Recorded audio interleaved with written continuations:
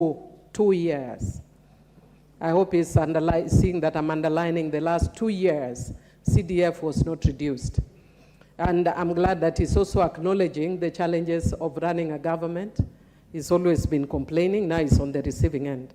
But having said that, Mr. Speaker, I just wanted the majority leader to clarify that he's actually indicated that the World Bank has given some money, and he has further said that today, money is being disbursed to the counties, and every day we sit here, money is disbursed to the counties, but we shoot ourselves on the foot because we are the ones who prepare the budget and there's no money taken to NGCDF.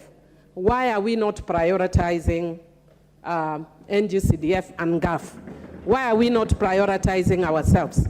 Why are we treating ourselves as children of a lesser God? So, yes, second-class citizens, and we are the ones who are in charge of the budget. So, Mr. Speaker, if the majority leader could please explain why that money from the World Bank is not prioritized to us, and secondly, why we are putting counties ahead of the national government money, CDF. And our counties, people are suffering. I'm glad you have said that your toilets are down. Even ours, the toilets are down and the classes are down with roofs and the rains.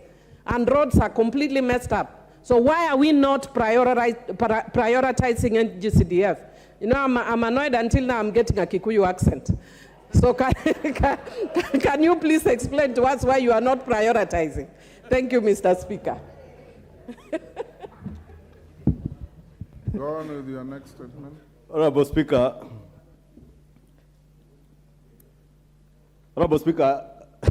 Millie says she's getting a Kikuyu accent with prioritizing. But NGCDF, in fact, I've just seen Mr. Ndungu is watching, and he just sent me a text saying NGCDF and GAF, today we are funding the 5 billion.